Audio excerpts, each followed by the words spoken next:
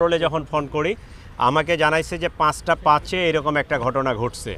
তো এইটা আমরা আপাত দৃষ্টিতে দেখে যেটা মনে হচ্ছে এটা কোনো অ্যাক্সিডেন্টাল না, কেউ ইন্টেনশনালি এইটা করছে, এইটুকু আমরা নিশ্চিত।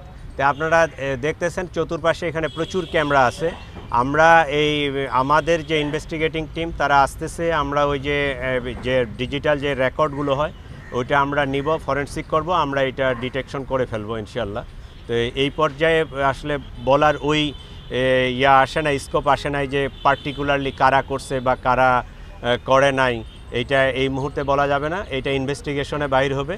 তবে প্রাথমিকভাবে ধারণা করা যায় যে এখানে দেখছেন যে দুইটা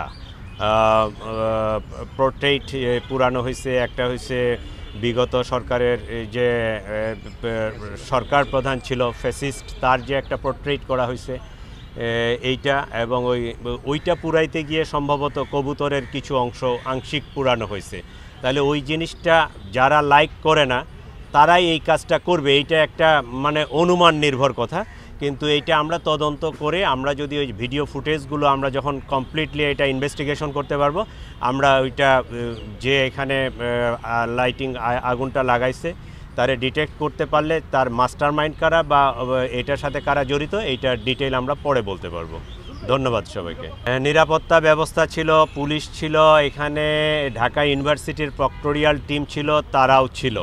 এইটা আমরা এখনও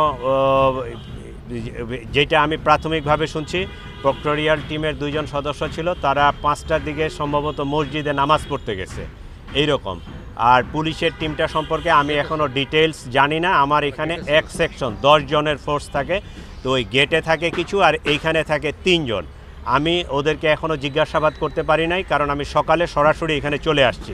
আমি জিজ্ঞাসাবাদ করার পরে জানতে পারবো যে আসলে তারা কই ছিল, কী অবস্থায় ছিল বা কিভাবে এই আগুনটা লাগলো। তাদের কাছ থেকেও কিছুটা তথ্য পাওয়া যাবে, আর ভিডিও ফুটেজ বিশ্লেষণ করলে আমরা আরও সঠিক তথ্যটা পাবো। আমি অফিস থেকে অফিসও এখনও যাই নাই, আমি বাসা থেকে বাইরে সরাসরি এখানে আসছি। এটা অবশ্যই একটা কমিটি করব আমরা, এবং আমাদের ওই যে সাইবার টিম যারা এই ফরেনসিক নিয়ে কাজ করে তাদেরকে অলরেডি ইনফর্ম করা হয়েছে, তারা টিম চলে আসবে এই সিসিটিভির ফুটেজগুলো সংগ্রহ করার জন্য, তারা কাজ করবে এবং আমরা একটা তদন্ত টিমও করে দেব। আমি ওদের যে ডিভিআরের সাইজ বা ক্যাপাসিটি জানি না, আমরা টাইমটা জানি। তো টাইমটা যেহেতু আজকে ভোরের দিকে হয়েছে, আমার মনে হয় খুব বেশি সময় লাগার কথা না। আমরা যদি ওই শেষ রাতের ভিডিও ফুটেজগুলো অ্যানালাইসিস করি তাহলে খুব তাড়াতাড়ি এইটা পেয়ে যাব, যেহেতু ঘটনার সময়টা জানা গেছে।